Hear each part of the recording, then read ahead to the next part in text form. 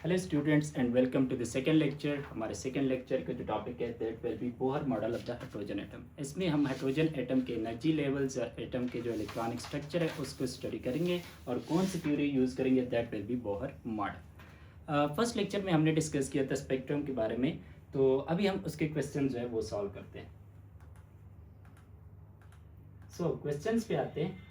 Question solve करने के time आपने एक बात याद रखनी होगी कि जब भी मैं यहाँ पे क्वेश्चन स्टार्ट करने लग जाऊँ, आपने लेक्चर पास कर लेना है और ख़ुद से ट्राई करना है। अगर आप सही से कर पाते हैं तो आपको मोटिवेशन मिलेगी। इसका मतलब ये होगा कि आपकी अंडरस्टैंडिंग अच्छी है। अगर आप नहीं सॉल्व कर सकते तो आप नेक्स्ट सोल्यूशन के लिए जाएँ। ओके, सो फर्स्ट क्वेश्चन है सनलाइट स्पेक्ट्रम एस। हमने तीन तरह के स्पेक्ट्रम डिस्कस किए थे, कंटिन्यूस, मॉलिक्यूलर और बैंड स्पेक्ट्रम, और थर्ड जो हमारे पास था दैट आर लाइन और डिस्क्रीट स्पेक्ट्रम। उसमें हमने बोला था कि कंटिन्यूस स्पेक्ट्रम के लिए हमारे पास कौन सा होता है, जो कि सनलाइट का वाइट लाइट होता है या ब्लैक बॉडी रेडिएशन होता है। इसका ऑप्शन हमारे पास क्या होगा, सनलाइट का स्पेक्ट्रम हमारे पास कौन सा होता है, दैट इज कंटिन्यूस स्पेक्ट्रम। एक सनलाइट, वाइट लाइट और ब्लैक बॉडी रेडिएशन वो हमारे पास कंटिन्यूस स्पेक्ट्रम होते हैं। अच्छा, नेक्स्ट क्वेश्चन की तरफ बढ़ते हैं। Second question is black body radiation is example of. अभी मैंने आपको बताया कि ब्लैक बॉडी रेडिएशन और सनलाइट ये हमारे पास कंटिन्यूस स्पेक्ट्रम बनाते हैं। ओके, चलिए नेक्स्ट क्वेश्चन की तरफ बढ़ते हैं। Question is band spectrum is produced by. Options में हमारे पास हाइड्रोजन है, हीलियम है, सोडियम है और H2 गैस है हमारे पास। ओके, तो बैंड स्पेक्ट्रम का हमने दूसरा नाम क्या रखा था, मॉलिक्यूलर स्पेक्ट्रम। तो इनमें से हमारे पास ये जो है हाइड्रोजन, हीलियम और सोडियम, ये हमारे पास एटम्स है नेसेंट फॉर्म में, और H2 जो है ये हमारे पास क्या है, मॉलिक्यूल है। तो एक मॉलिक्यूल हमें क्या देता है, एक बैंड स्पेक्ट्रम देता है। हमारा H2 जो होगा यहाँ पे करेक्ट आंसर होगा। नेक्स्ट क्वेश्चन करते हैं। The question is the radiations emitted from hydrogen filled discharge tube show. Options हमारे पास है continuous spectrum, band spectrum, line spectrum. But यहाँ पे एक कंफ्यूजन है। वो कंफ्यूजन हमारे पास ये होती है कि हाइड्रोजन तो बोला गया है, लेकिन ये नहीं बताया गया कि हाइड्रोजन हमारे पास एटॉमिक फॉर्म में है या वो हमारे पास मॉलिक्यूलर फॉर्म में। क्योंकि अगर एटॉमिक फॉर्म में होगा तो एटॉमिक स्पेक्ट्रम या लाइन स्पेक्ट्रम देगा। अगर ये मॉलिक्यूलर फॉर्म में H2 गैस है तो ये हमें कौन सा स्पेक्ट्रम देगा, बैंड स्पेक्ट्रम देगा। ओके, बट यहाँ पे आपने ये कहना है इस चैप्टर में जितना बुक में एक्सप्लेन हुआ है या इस चैप्टर का फोकस है वो है एटॉमिक फिजिक्स, मतलब एटम फॉर्म में हम चीज़ों को स्टडी करते हैं। हाइड्रोजन का जो स्ट्रक्चर हम सारा का सारा स्टडी करेंगे वो एटॉमिक फॉर्म में होगा। यहाँ पे मेंशन नहीं है एक्सप्लिसिटली, बट ये कंफ्यूजन है तो आपने अजम्पशन लेनी होगी। अब यहाँ पे बेस्ट अजम्पशन कौन सी है, कौन सा फॉर्म आपने लेना होगा, आपने एटॉमिक फॉर्म जो है यहाँ पे एज्यूम करना होगा। अगर हाइड्रोजन हमारे पास एटॉमिक फॉर्म में है तो एटम्स हमारे पास कौन सा स्पेक्ट्रम देते हैं, लाइन स्पेक्ट्रम। ओके, एटम्स हमारे पास line spectrum, molecule band spectrum, and जो सनलाइट या वाइट लाइट या ब्लैक बॉडी रेडिएशन होती है वो हमारे पास कंटिन्यूस स्पेक्ट्रम जो है वो प्रोड्यूस करता है। Next question is excited atoms return to their ground state n. हमसे टाइम पूछा गया है कि एक एटम में इलेक्ट्रॉन एक्साइट हो गया है, हायर एनर्जी पे चला गया है, वो कितने टाइम में वापस डी एक्साइट होगा। ओके, तो ये मैं आपको यहाँ पे एक्सप्लेन कर लेता हूँ कि लेट्स सपोज ये हमारे पास कोई एनर्जी लेवल है। लेट्स सपोज आप कह लें कि इसकी जो एनर्जी है वो है हमारे पास 5 इलेक्ट्रॉन वोल्ट। वैसे ज्यूम करो नेगेटिव में होती है। ओके, अच्छा, इसमें हमारे पास एक इलेक्ट्रॉन है यहाँ पे पड़ा हुआ, और यहाँ पे एक अलाउड, क्योंकि हमने कहा था कि सारे ऑर्बिट्स सारे एनर्जी लेवल अलाउ नहीं होता। ओके, तो अब हमारे पास यहाँ पे एक फोटॉन आता है, फोटॉन को हम गामा से रिप्रेजेंट करते हैं। ओके, अब ये फोटॉन जो है ये इलेक्ट्रॉन ऑब्जर्व कर लेते हैं। लेट्स सपोज इस फोटॉन की जो हमारे पास एनर्जी है वो भी हमारे पास 5 इलेक्ट्रॉन वोल्ट है। लेट्स सपोज 3 इलेक्ट्रॉन वोल्ट है। ओके, और यहाँ पे इस लेवल की जो मेरे पास एनर्जी है दैट इज -2 इलेक्ट्रॉन वोल्ट। अब इलेक्ट्रॉन की इनिशियल एनर्जी कितनी थी, -5 इलेक्ट्रॉन वोल्ट। अब फोटॉन की एनर्जी इसको कितनी मिल गई, 3, तो -5 + 3 कितना बनेगा हमारे पास, -2 इलेक्ट्रॉन वोल्ट इसकी एनर्जी हो गई। अब ये एनर्जी लेवल कितनी एनर्जी का है, -5 का। अब इस इलेक्ट्रॉन के पास एनर्जी कितनी है, -2। इसकी जगह अब कौन सी बनती है, 2 इलेक्ट्रॉन वोल्ट बनती है, तो ये यहाँ पे एक्साइट हो जाता है, लोअर एनर्जी से हायर एनर्जी पे चले जाते हैं। तो अगर हमारे पास इलेक्ट्रॉन लोअर से हायर एनर्जी लेवल पे जाते हैं, उसको हम बोलते हैं एक्साइटेशन। उस फिनोमेना को एक्साइटेशन बोलते हैं, हम बोलते हैं कि इलेक्ट्रॉन एक्साइट हो गया। अब यहाँ पे इलेक्ट्रॉन हमारे पास आ गया, लेकिन कितनी देर तक यहाँ पे रहता है, कितनी देर तक हायर एनर्जी पे रहता है। Okay, so that is a very quick process, बहुत जल्दी होता है। कितना जल्दी होता है, ये हमारे पास इस एक्साइटेड स्टेट में टोटल जो टाइम हमारे पास गुजारता है वो टाइम होता है 10 nano second. Okay, and 10 nano second, nano की वैल्यू हमारे पास क्या होती है, 10⁻⁻⁹। तो ये हमारे पास क्या बनेगा, 10 पावर 1 है एंड -9 है, तो ये बन जाएगा 10⁻⁻8 सेकेंड। इतना टाइम यहाँ पे गुजार के ये वापस क्या करेगा, डी एक्साइट करेगा, बट एनर्जी तो इसकी -2 है, -5 जा रहा है, तो ये क्या करेगा, एक प्रोटॉन जो है वो इमिट कर लेगा, और इस प्रोटॉन की एनर्जी कितनी होगी अगेन, वो हमारे पास 3 इलेक्ट्रॉन वोल्ट होगी। ओके, इसकी -2 एनर्जी थी और -3 इलेक्ट्रॉन वोल्ट इसने इमिट कर लिया, तो इससे तो एनर्जी चली गई ना, तो -2 -3 टोटल कितना बनता है, -5 बनता है। तो क्वेश्चन हमारा यही था कि इस एक्साइटेड स्टेट में यहाँ पे इलेक्ट्रॉन कितना टाइम गुजारता है हायर एनर्जी लेवल पे, तो वो हमारे पास है 10⁻⁻8 सेकेंड। सो अब हम मेन टॉपिक पे आते हैं जो कि आज के हमारे लेक्चर का है, that is Bohr's model of the hydrogen atom. ये नील्स बोहर ने प्रेजेंट किया था 1913 में, एंड ये जो मॉडल है ये सेमी क्लासिकल मॉडल है, यानी कि ये पुराने फिज़िक्स और नए फिज़िक्स दोनों का इस्तेमाल करता है। पुराना फिज़िक्स हमारे पास कौन सा है, क्लासिकल फिज़िक्स, जिसमें न्यूटन लॉज यूज़ होते हैं, जिसमें कूलम लॉ यूज़ होता है। ओके, अभी तक जो मॉडर्न फिज़िक्स से पहले आपने जितने चैप्टर्स पढ़े थे वो सारे क्लासिकल फिज़िक्स के थे। एंड साथ में ये हमारे पास Planck's quantum theory of light, जो हमारे पास क्वांटम फिज़िक्स की थ्योरी है, जो कि मॉडर्न फिज़िक्स में आप पढ़ चुके हैं। ओके, तो साथ में ये भी यूज़ करते हैं, मतलब जो थ्योरी है क्लासिकल फिज़िक्स, उसमें से ये वाली थ्योरी प्लांक्स लॉ जो है E=hf के लाइट जो है वो एक कंटिन्यूस वेव नहीं होता, वेव पैकेट्स होते हैं। ओके, और हर एक पैकेट की जो एनर्जी होती है वो उस लाइट की फ्रीक्वेंसी टाइम्स प्लांक्स कांस्टेंट के इक्वल होती है। तो इन दोनों थ्योरीज को कंबाइन करके हमारे पास ये मॉडल बनता है। अच्छा, इस मॉडल में हमारे पास क्या होता है, इलेक्ट्रॉन किस तरह से मूव करते हैं। ओके, क्योंकि हमारे पास सबसे पहले जे थॉमसन मॉडल था, उसके डिफरेंट ड्रॉबैक्स थे। उसमें ये था कि हमारे पास पॉजिटिव चार्ज और नेगेटिव, ये कोई हमारे पास एटम है, पॉजिटिव चार्ज नेगेटिव चार्ज, और इस तरह से ये हमारे पास उसने कहा था कि उसने जो प्लम पडिंग मॉडल दिया था कि हमारे पास ये मिक्स होते हैं और एक सॉलिड स्फीयर बनाते हैं। एंड उसके बाद रदरफोर्ड गोल्डफाइल एक्सपेरिमेंट हुआ, उससे हमें पता चला कि नहीं, ऐसा नहीं होता। हमारे पास क्या होता है, उसने अल्फा पार्टिकल जब इस पे बम्बार्ड किए थे तो उसको पता चला था कि ये सारा का सारा सॉलिड स्फीयर नहीं होता, एक एटम हमारे पास सॉलिड स्फीयर नहीं होता। क्या होता है कि इसमें 1 आउट ऑफ 10,000 ये स्पेस हमारे पास सॉलिड होता है, जिससे अल्फा पार्टिकल्स जो थे, लेट्स सपोज यहाँ पे कोई न्यूक्लियस पड़ा है, उससे अल्फा पार्टिकल्स वापस रिफ्लेक्ट हुए थे 1 आउट ऑफ 10,000। ओके, तो इससे हमें पता चला था कि most of the space in atom is empty. अच्छा, रदरफोर्ड ने मॉडल दिया था, उसके बाकी पॉइंट्स जो थे वो सारे ठीक थे। उसमें एक पॉइंट हमारे पास ये था कि लेट्स सपोज ये मेरे पास एक एटम है, इसका सेंटर पॉजिटिव न्यूक्लियस है। उसने कहा था कि इलेक्ट्रॉन इसके अराउंड रिवॉल्व करते हैं,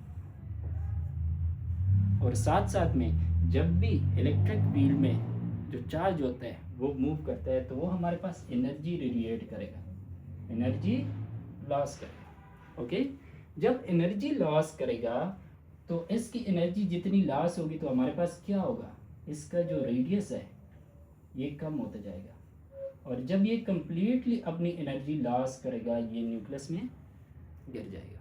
एंड जब न्यूक्लियस में गिर गया तो इसका मतलब है कि एटम जिसका साइज़ बहुत बड़ा है एज़ कम्पेयर टू न्यूक्लियस, तो वो तो हमारे पास अब एग्जिस्ट ही नहीं करना चाहिए। क्योंकि इलेक्ट्रॉन और न्यूक्लियस आपस में मिल गए, जो एटम का स्ट्रक्चर था वो डिस्ट्रॉय हो गया।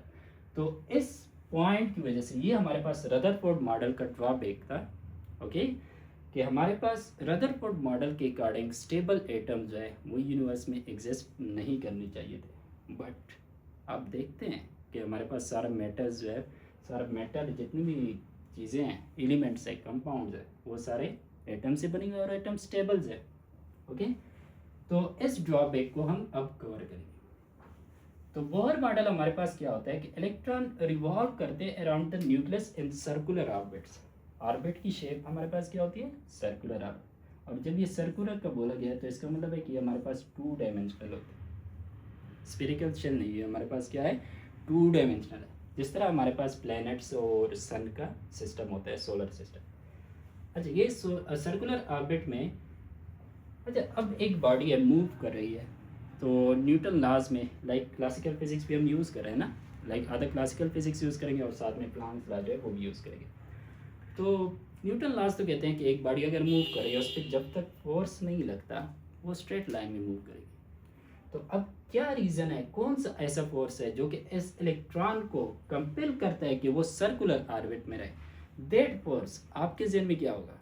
अगर आप सोचते हैं कि ग्रेविटेशनल फोर्स है, तो ग्रेविटेशनल फोर्स जी वैल्यू इतनी कम होती है और साथ में मैस ऑफ इलेक्ट्रॉन और मैस ऑफ न्यूक्लियस इतना कम होता है कि हमारे पास जो ग्रेविटेशनल फोर्स है वो हमारे पास बहुत छोटी हो जाती है। उस उतना फोर्स है उससे ज़्यादा हमें चाहिए एक स्टेबल एटम के लिए, यानी कि this is not mainly due to the gravitational force. तो दूसरा हमारे पास कौन से टाइप का फोर्स रहता है, इलेक्ट्रिक फोर्स, क्योंकि हमें पता है कि न्यूक्लियर चार्ज क्या होता है, पॉजिटिव, एंड इलेक्ट्रॉन का चार्ज क्या होता है, नेगेटिव। तो पॉजिटिव और नेगेटिव आपस में क्या करते हैं, अट्रैक्ट करते हैं। That force is called Coulombic force और इलेक्ट्रिक फोर्स, ओके। किन चीज़ों के दरमियान होता है ये फोर्स, हमारे पास न्यूक्लियस और इलेक्ट्रॉन के दरमियान। न्यूक्लियस का चार्ज हमारे पास पॉजिटिव होता है और इलेक्ट्रॉन का चार्ज हमारे पास नेगेटिव होता है। So according to Bohr model, electron revolve करते हैं in circular orbit around the nucleus under the influence of Coulombic or electric force which exists between the positive charge nucleus and the negative charge electron, okay। Next move करते हैं Bohr model के जो main postulate है, अभी वो study करते हैं। So Bohr model ने क्या प्रेजेंट किया, सबसे पहले हमारे पास यही पोस्टुलेट है कि electrons revolve around the nucleus in circular orbits, और उन ऑर्बिट का नाम क्या रखा गया, शेल्स। ये जो है शेल्स में रिवॉल्व करते हैं, ओके, न्यूक्लियस के अराउंड सर्कुलर पार्ट। जो हमने सर्कुलर पार्ट डिस्कस किया उनको क्या बोलते हैं, शेल बोलते हैं, ओके। अच्छा, ये चीज़ हमने डिस्कस की कि रदरफोर्ड मॉडल में क्या मसला था। उसमें मसला क्या था कि हमें एक नया मॉडल प्रेजेंट करना पड़ा। तो वो मसला ये था कि रदरफोर्ड मॉडल कहते हैं जब इलेक्ट्रॉन रिवॉल्व करता है पॉजिटिव चार्ज न्यूक्लियस के अराउंड तो एनर्जी लॉस करता है, एंड एनर्जी लॉस करते करते वो सारी एनर्जी लॉस कर गया और न्यूक्लियस में फॉल कर गया। तो इस वजह से हमारे पास स्टेबल एटम्स जो है वो एग्जिस्ट नहीं कर सकते, ओके। अच्छा, ये हमारे पास पहला मॉडल हो गया कि सर्कुलर ऑर्बिट, पहला पोस्टुलेट कि सर्कुलर ऑर्बिट में रिवॉल्व करते हैं। सेकंड पोस्टुलेट हमारे पास एक रिस्ट्रिक्शन लगाता है। वो रिस्ट्रिक्शन इस तरह से कि प्लैनेट्स या सैटेलाइट, जब हम आर्टिफिशियल सैटेलाइट अर्थ के अराउंड सेंड करते हैं ना, तो उनको हम किसी भी हाइट पे, किसी भी एल्टीट्यूड पे, यानी कि सेंटर ऑफ अर्थ से हम किसी भी रेडियल डिस्टेंस पे उनको कर सकते हैं, ठीक है, जो कि लाजम बात है सरफेस के ऊपर, ठीक है। मतलब कि अगर ये प्लैनेट वाला सिस्टम होता, एटम ना होता, तो एक सैटेलाइट जो है वो मैं यहाँ से भी लॉन्च कर सकता था इतने हाइट पे, तो ये इस सर्कुलर ऑर्बिट में मूव करता, ओके। मैं साथ में इतने हाइट पे भी इसको लॉन्च कर सकता, मतलब मैं अपनी मर्ज़ी का कोई भी अल्टीट्यूड या कोई भी सेंटर से डिस्टेंस उसको दे सकता हूँ, ओके, ग्रेविटेशनल के केस में। बट एटम्स के केस में क्या होता है, यहाँ पे मैं हर एक रेडियस में, मेरी जो रेडियस की वैल्यू होगी वो मेरे पास ज़ीरो से लेकर, वो क्या हो गया हमारे पास, ज़ीरो से लेकर इन्फिनिटी, ओके, ग्रेविटेशनल के केस में। लेकिन यहाँ पे हमारे पास क्या होता है कि हर एक रेडियस जो है वो हमारे पास अलाउ नहीं होता, हर एक जो सर्कुलर ऑर्बिट है वो अलाउ नहीं होता। कौन से अलाउ होते हैं वो हमें यहाँ से पता चलेगा। ऐसे सर्कुलर ऑर्बिट के जिनमें इलेक्ट्रॉन्स का जो एंगुलर मोमेंटम है वो इक्वल हो, किस चीज़ की इक्वल हो, h/2 के मल्टीपल के। एंगुलर मोमेंटम हमारे पास क्या होता है, angular momentum is momentum times radial distance. Okay, ये हमारे पास एंगुलर मोमेंटम हो गया। ये हमारे पास h/2 का मल्टीपल होना चाहिए। मल्टीपल होना चाहिए मतलब कि या 1 टाइम या 2 टाइम 3 टाइम 4 टाइम जितना भी हो सकता है। सही है, तो हमारे पास एंगुलर मोमेंटम कहता है कि ये h/2 का मल्टीपल होना चाहिए। ओके, जो मल्टीपल है, जो हमारे पास नेचुरल नंबर है उसको हमने n से रिप्रेजेंट किया। तो एंगुलर मोमेंटम की जगह जब हम mvr पुट करेंगे तो हमारे पास क्या इक्वेशन बनेगा, mvr is equal to nh/2। अच्छा, इस n का बहुत बड़ा इंपॉर्टेंस है। आगे हम देखेंगे कि जितनी क्वांटिटीज़ होगी उसमें बाकी सारे हमारे पास जो फार्मूले में चीज़ें होंगी वो कांस्टेंट्स हो जाएगी। दो चीज़ें रहेगी, एक हमारे पास उस एटम का एटॉमिक नंबर, हाइड्रोजन हो या हीलियम पॉजिटिव हो या लिथियम डबल पॉजिटिव हो, और उसके अलावा ये हमारे पास जो प्रिंसिपल क्वांटम नंबर है ये यूज़ होगा। बस ये एक एटम से दूसरे एटम के लिए चेंज होगा, बाकी वैल्यू जो कि वो कांस्टेंट होगी। तो बहुत ज़्यादा इंपॉर्टेंस है इस क्वांटम नंबर का। अच्छा, इसके अलावा हम एक और क्वांटिटी डिफाइन करते हैं कि ये मेरे पास है ना कि L is equal to NH/2π। H भी कांस्टेंट है, 2 भी कांस्टेंट है, पाई भी कांस्टेंट है, क्यों ना हम इसको एक ही कांस्टेंट कह लें। सही है, अच्छा इनको हम एक ही कांस्टेंट का नाम दे देते हैं, उसको हम बोलते हैं h कट। ओके, तो ये क्या बन जाएगा, angular momentum is integral multiple of h cut. Okay, तो ये हमारे पास इक्वेशन क्या बन जाएगा, mvr is equal to nh cut. जो h है उसको हम बोलते हैं प्लांक्स कांस्टेंट एंड जो h कट है that is reduced Planck constant. अब n कांस्टेंट की वैल्यूज हमें चाहिए होगी ना, h एंड h कट की, तो वो यहाँ पे आपको गिवन है। हमारे पास जो h की वैल्यू है वो 6.62 मल्टीप्लाई बाय 10⁻34, और जो इसका जो यूनिट होता है वो एंगुलर मोमेंटम का यूनिट होगा, बिकॉज ये मेरे पास इस इक्वेशन के इस साइड पे क्या है, एंगुलर मोमेंटम है। ओके, ये तो नंबर है, इसके तो कोई डायमेंशंस नहीं होते ना, तो इसका मतलब है कि इस h कट के डायमेंशंस भी क्या होने चाहिए हमारे पास, वो भी एंगुलर मोमेंटम के होने चाहिए। तो इन कांस्टेंट के यूनिट जो होते हैं वो हमारे पास जूल सेकंड जो कि एंगुलर मोमेंटम के यूनिट होते हैं। अच्छा, इसी वैल्यू को आप 2π से जब डिवाइड करोगे तो आपके पास क्या वैल्यू आएगी, वो होगी 1.05 मल्टीप्लाई बाय 10⁻, बिकॉज सिर्फ हम 2π से, ये पाई हमारे पास क्या होता है, पाई हमारे पास ऑलमोस्ट 3.14 होता है, एंड 2π हमारे पास क्या होगा, वो 6.28। सो अगर मैं 6.626 को 6.28 से डिवाइड करता हूँ तो 1 से थोड़ी सी बड़ी वैल्यू जो कि 1.05 है वो हमें मिल जाएगी। बाकी पावर जो है दोनों केसेस में सेम है और यूनिट भी हमारे पास सेम होगा। ओके, तो ये हमारे पास इसका सेकंड पास्टुलेट है। अच्छा, ये जो दोनों पास्टुलेट थे ना, बोर ने 1913 में प्रेजेंट किए थे, लेकिन उसके पास खुद भी कोई प्रूफ नहीं था इस बात का कि ये मेरे पास कहाँ से आते, इसकी थ्योरेटिकल एक्सप्लेनेशन नहीं थी। ओके, अच्छा, तो अब हमारे पास 1925-26 में हमारे पास डी ब्रॉगली ने ये सेकंड जो पास्टुलेट है इसकी थ्योरेटिकल एक्सप्लेनेशन दी है। तो अब हम जाते हैं डी ब्रॉगली हाइपोथेसिस पे। डी ब्रॉगली हाइपोथेसिस जो कि प्रेजेंट हुआ था 1925 में, उसने अपने पीएचडी थीसिस में प्रेजेंट किया था एंड पब्लिश हुआ था 1926 में। ओके, अच्छा, डी ब्रॉगली हाइपोथेसिस सिर्फ हम उस पोस्टुलेट को प्रूव नहीं करेंगे, इसमें और भी ज़्यादा बातें हैं जो कि आपको समझनी चाहिए। वो बात ये है कि मॉडर्न फिजिक्स के चैप्टर में आपने पढ़ा था, फोटो इलेक्ट्रिक इफेक्ट में आपने कहा था कि जो लाइट होती है वो एज अ कार्पसल्स या एज अ मैटर एक्ट करती है। ओके, और साथ में आप इसकी वेव थ्योरी भी पढ़ते हैं। वेव थ्योरी का लाइट का आपने पूरा चैप्टर पढ़ा है। ओके, कि ये इलेक्ट्रोमैग्नेटिक रेडिएशन है, इस तरह से इलेक्ट्रिक फील्ड और मैग्नेटिक फील्ड वो साइनसॉइडल फॉर्म में होते हैं।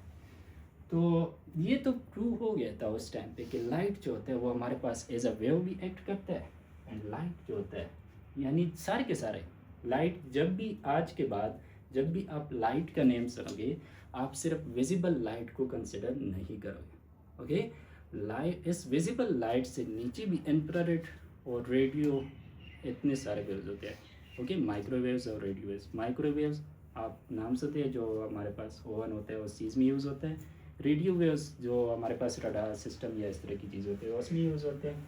एंड इसके अलावा हाई एनर्जी के भी होते हैं, जो कि विजिबल एनर्जी से विजिबल लाइट जो होती है उससे ज़्यादा एनर्जी इनकी होती है, जैसे एक्स रेज, एक गामा रेज है हमारे पास। ओके, तो वो पूरा का पूरा हमारे पास स्पेक्ट्रम होता है। हाई एनर्जी के पेड़ हमारे पास, क्योंकि अल्ट्रावायलेट या एक्स रेज उनकी एनर्जी ज़्यादा होती है तो हमारे बॉडी के लिए डेंजरस होते हैं, तभी तो ओजोन लेयर की डिस्कशन होती है आपके पास। और इसके अलावा आपको कहते हैं कि एक्स रे जो होता है वो 6 मंथ्स के गैप पे किया करो, मतलब ज़्यादा एक्सपोजर आपका हाई एनर्जी रेडिएशन को नहीं मिलना चाहिए। तो ये स्पेक्ट्रम के बारे में मैंने आपको बताया, और मेन बात इसमें ये थी कि लाइट जो होता है वो एज अ वेव भी बिहेव करता है एंड एज अ पार्टिकल भी बिहेव करता है। दोनों बातें प्रूव हो चुकी थी एक्सपेरिमेंट से भी एंड थ्योरी से। अब डी ब्रागली ने सोचा कि एक वेव जो होता है वो एज अ पार्टिकल बिहेव करता है, तो क्या ऐसा हो सकता है कि कोई पार्टिकल हो वो एज अ वेव बिहेव करे? ओके, तो उसने कहा कि नेचर जो होता है ना, नेचर ये हमेशा सिमेट्री की रिस्पेक्ट करता है। अगर एक साइड से एक चीज़ पॉसिबल है ना, तो दूसरी साइड से भी क्या होनी चाहिए, वो पॉसिबल होनी चाहिए। ओके, सिमेट्री को रिस्पेक्ट करता है। फिजिक्स में आपको बहुत सारी सिमेट्रीज जो है नेचर की वो मिल जाएगी। तो उसने ये हाइपोथेसिस दिया, उसने हमारे पास क्या प्रेजेंट किया, वेव नेचर ऑफ मैटर में स्पेशली इलेक्ट्रॉन्स थी, क्योंकि वहाँ उस टाइम पे न्यूक्लियस की इतनी टेक्नोलॉजी एडवांस नहीं थी कि हम न्यूक्लियस और उसके अंदर की चीज़ें जो है वो स्टडी कर लेते या और पार्टिकल्स को स्टडी कर लेते। हम मोस्टली जो है इलेक्ट्रॉन के साथ गेम खेलते हैं, इलेक्ट्रॉन्स और आइंस, सही है, क्योंकि एटम से इलेक्ट्रॉन रिमूव करो तो आइन बन जाते हैं। तो ये दो चीज़ें ज़्यादा स्टडी हो रही थी। अच्छा, अगर हाइड्रोजन से करें तो हाइड्रोजन में चूँकि एक प्रोटॉन होता है, इलेक्ट्रॉन रिमूव करो तो मतलब इलेक्ट्रॉन और प्रोटॉन जो है ये ज़्यादा स्टडी पॉसिबल थी उस टाइम। ओके, तो मेनली ये जो था इलेक्ट्रॉन के बारे में था। अच्छा, उसने अपना हाइपोथेसिस क्या दिया, मतलब क्या फार्मूला दिया, क्या चीज़ प्रेजेंट की, दैट इज कि wavelength of matter is related, अब मैंने मैटर का वर्ड यूज़ किया वेवलेंथ के लिए। वेवलेंथ जो है किसकी प्रॉपर्टी है, वेव की। तो आज से आपने क्या करना है, आपने मैटर और एनर्जी यानी कि वेव्स के लिए दोनों आपने सिमिलर चीज़ जो है, सेम चीज़ जो है वो कंसिडर करनी है। यानी कि ये हमारी ऑब्जर्वेशनल की मिस्टेक है, मिस्टेक के लिए या हम ऑब्जर्वेशन में डिस्टिंग्विश नहीं कर सकते। बेसिक लेवल पे ही मैटर और एनर्जी जो होती है इनका नेचर सेम है, ये सेम ही चीज़ होती है। ओके, लाइक ये मेरे पास बोर्ड है ना, ये मैटर है, इसको मैं एनर्जी भी बोल सकता हूँ, ये एनर्जी भी है। Okay, very condense form of energy जो होती है तब वो हमारे पास इस तरह मैटर के फॉर्म में अपीयर होती है। तो उसने अपना हाइपोथेसिस दिया कि किसी भी मैटर का जो वेवलेंथ होता है वो हमारे पास उसके मोमेंटम का इन्वर्सली रिलेटेड होता है, जो हमारे पास प्रोपोर्शनलिटी कांस्टेंट है, दैट इज प्लैंक्स कांस्टेंट। अब मोमेंटम हमारे पास किस चीज़ की इक्वल होता है, एम वी। ओके, तो हमारे पास रिलेशन क्या बना, lambda is equal to h divided by m v. Okay, चलो ये तो हमने इक्वेशन दे दिया, ये हमने क्या दे दिया, जस्ट इक्वेशन दे दिया। इसका फिजिकल मतलब क्या होगा कि एक इलेक्ट्रॉन ऑर्बिट में ऐसे रिवॉल्व कर रहा है और वो वेव्स बना रहा है। लाइक हमने पहले ये कहा ना कि हमारे मेरे पास एक न्यूक्लियस है, ये कोई सर्कुलर ऑर्बिट है। ओके, एंड ये मेरे पास एक इलेक्ट्रॉन का पार्टिकल है। पहले तो हमने ये कहा कि ये इलेक्ट्रॉन है और इस तरह से सर्कुलर ऑर्बिट में रिवॉल्व करता है। ये तो इसके पार्टिकल के मोशन को हमने स्टडी किया ना, लेकिन डी ब्रॉगली ने जब प्रपोज किया कि ये एज अ वेव भी बिहेव करता है, तो वो किस तरह से एक्सप्लेन करेंगे, उसका फिजिकल पिक्चर हमारे पास क्या बनेगा। ओके, तो उसके लिए अटेम्प्ट इस तरह से किया कि इलेक्ट्रॉन के वेव बिहेवियर को पिक्चर करने के लिए वो इस तरह से था कि आपने जो वेव्स का चैप्टर था उसमें आपने इस तरह से पढ़ा होगा कि हमारे पास क्या होता है कि हम एक स्ट्रिंग लेते हैं,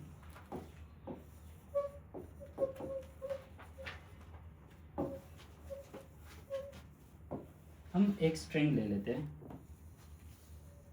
और उसको बोथ साइड पे क्लैम्प करते हैं, उसको बोथ साइड पे क्लैम्प करते हैं। फिर हम क्या करते हैं कि अगर हम इसको मिडल से प्लग करते हैं, ओके, मतलब इसको इसी तरह थोड़ा सा खींच लेते हैं, तो क्या होता है कि ये हमारे पास वेव्स बनाता है, स्टैंडिंग वेव्स बनाता है। ये आप डिटेल में पढ़ चुके हैं कि ये हमारे पास फिर क्या बनाते हैं, इस तरह के स्टैंडिंग वेव्स बनाते हैं। यानी ये इसका एक एक्सट्रीम हो गया, ओके, और ये इसका दूसरा एक्सट्रीम पोजीशन जो है वो हमारे पास हो गया। इस तरह के स्टैंडिंग वेव्स आपने देखे। ये हमारे पास 2 लूप्स बनाता है, एक लूप की भी होते हैं, ओके, एंड साथ में 3 लूप, 4 लूप, इन लूप्स हो सकते हैं। अब आपके इनका समझ आ गई, ये लूप्स हम किस तरह से कनेक्ट करेंगे। इसमें जितने नंबर ऑफ लूप्स बनते हैं उसको हम प्रिंसिपल क्वांटम नंबर के साथ रिलेट करेंगे, ओके। फिर सपोज मैं 3 का बना लेता हूँ। ये मेरे पास क्लैम्प है, यहाँ पे मैंने ये स्ट्रिंग लिया, इसको हमने 1/3 पे प्लग किया, तो लेट्स सपोज ये 2 पॉइंट्स है मेरे पास, एंड ये इसका एक एक्सट्रीम बन गया एंड ये इसका दूसरा एक्सट्रीम। ये हमारे पास 3 लूप्स बन गए। अब आप ऐसा इमेजिन कर लो कि ये जो क्लैम्प्स है इनको हटा लो, यहाँ से पकड़ लो इसको, यहाँ से क्या कर लो, ये जो स्ट्रिंग है इसको पकड़ लो। पिक्चर ऐसे ज्यूम कर लो कि ये जो वेव्स है इसी तरह ऑसिलेट करती रहती है। यहाँ से मैंने एंड पे पकड़ा और इसको मैंने सर्कुलर रोटेट करके दोनों एंड पॉइंट्स को मैंने जॉइन कर लिया। आप इसको इमेजिन करें, मैंने क्या किया, क्लैम्प्स हटाए, आप एज्यूम करें कि ये जो वेव्स है ये इसी तरह से ऑसिलेट करती रहती है।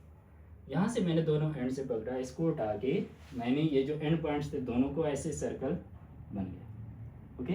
अब सर्कल बन गया तो ये 3 वेव्स किस फॉर्म में होगी, इसी तरह के फॉर्म में होगी। या अगर मैं इसके साथ बनाऊँ तो एक हमारे पास जहाँ पे ये एक्सट्रीम है, तो इसका अगर मैं अपोजिट वाला बना लूँ तो ये इस तरह से बन जाएगा, okay. Now you can imagine कि वेव्स किस तरह से हमारे पास एक ऑर्बिट, एक सर्कुलर ऑर्बिट में हमने पिक्चर कर दिया। तो डी ब्रॉगली ने भी यही हमारे पास एक्सप्लेनेशन दी थी कि इलेक्ट्रॉन्स जो होते हैं वो इसी तरह ऑर्बिट में क्या बनाते हैं, वेव्स बनाते हैं। और कौन से वेव्स, वो हमारे पास स्टैंडिंग वेव्स होती हैं, ओके, जो कि मूव नहीं करती, जो कि एक ही जगह पे बस इसी शेप में ऑसिलेट करती रहती है। तो वो कहता है कि इलेक्ट्रॉन जो होते हैं ऑर्बिट्स में क्या बनाते हैं, वो स्टैंडिंग वेव्स बनाते हैं, ओके। अब अगर एक वेव बनाया तो इसका प्रिंसिपल क्वांटम नंबर 1 होगा, अगर 2 वेव बनाए तो 2 होगा, अगर 3 बनाए तो 3 होगा, एंड सो ऑन। जैसे आपके पास इस तरह 6 का पिक्चर भी यहाँ पे मौजूद है, ओके। तो ये इसका थ्योरेटिकल हाइपोथेसिस था और ये इसने इसका जो फिजिकल पिक्चर है वो प्रोवाइड किया। तो अब हमारे पास क्या है कि 3 का केस आप कंसिडर कर लें। इसमें कितने वेव्स हैं, कितने वेव्स थे हमारे पास, 3। तो हमारे पास इधर टोटल कितने वेवलेंथ्स थी, 3 लैम्डा। मतलब कि ये जो सारी चीज़ है ये हमारे पास किसकी इक्वल है, 3 लैम्डा। बट ये क्या है, ये इस सर्कल का सरकमफेरेंस नहीं है, ये तो इसी सर्कल का सरकमफेरेंस है। तो सर्कल का सरकमफेरेंस किसकी इक्वल होता है, 2πr। सर्कल का सरकमफेरेंस 2πr, और यहाँ पे मेरे पास 3 लैम्डा है, ओके। और यहाँ पे मेरे पास 6 लैम्डा होंगे, तो सरकमफेरेंस जो होगा वो हमारे पास कितना होगा, 6 लैम्डा, ओके। अच्छा, अगर हम इसी चीज़ को जनरलाइज करें, 5 हो, 4 हो, 7 हो, जो भी हो, तो ये हमारे पास क्या बनेगा, generalize expression 2πr will be equal to n lambda. अब वेवलेंथ तो वो तो इलेक्ट्रॉन की प्रॉपर्टी है ना, जितना वेवलेंथ उसका है, ओके, उसके स्पीड और फ्रीक्वेंसी पे डिपेंड करता है। अब ये एक वेरिएबल है और रेडियस जो है वो भी हमें पता है कि हर एक शेल का अलग अलग हो। तो यहाँ पे हम इसका सबस्क्रिप्ट लगा लेते हैं n। अगर यहाँ पे n की वैल्यू 1 है तो उसको हम फर्स्ट रेडियस बोलेंगे, n की वैल्यू 2 है तो सेकंड रेडियस, एंड 3 है तो थर्ड रेडियस। अब यहाँ पे आपको n जो प्रिंसिपल क्वांटम नंबर है इसकी इंपॉर्टेंस का पता चल गया कि अगर n 1 होगा तो ये इस न्यूक्लियस के अराउंड जो पहला ऑर्बिट बनता है उसको रिप्रेजेंट करता है, क्योंकि 1 पुट करेंगे तो फर्स्ट रेडियस बनेगा। जो इसकी वैल्यू 2 करेंगे, लेट्स सपोज ये मेरे पास पहला, अगर मैं इनकी वैल्यू 2 पुट करता हूँ तो ये दूसरा बन जाएगा, ये n इज इक्वल टू 1, ये n इज इक्वल टू 2, इसी तरह मेरे पास तीसरा बनेगा एंड सो ऑन। तो प्रिंसिपल क्वांटम नंबर एक्चुअली हमें सारे के सारे ऑर्बिट्स जो है वो दे देते हैं। सो अब आपने ये इक्वेशन याद रखनी है कि 2 pi r n is equal to n lambda.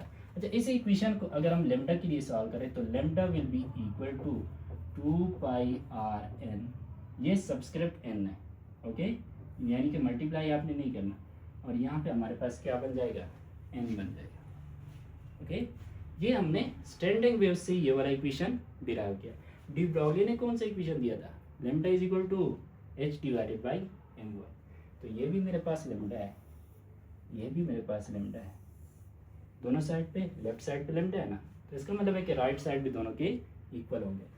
सो अगर हम दोनों के राइट साइड उठा के उनको इक्वेट करते हैं, बिकॉज दोनों लेमडा की इक्वल है, तो हमारे पास क्या बनेगा, हमारे पास बनेगा, यहाँ से मेरे पास है h divided by m v, that will be equal to 2 pi r n, ये सब्सक्रिप्ट है, ये आपने याद रखना है, और ये मेरे पास एन है, ओके। अब हमने तो सेकंड पोस्टुलेट प्रूव करना था ना,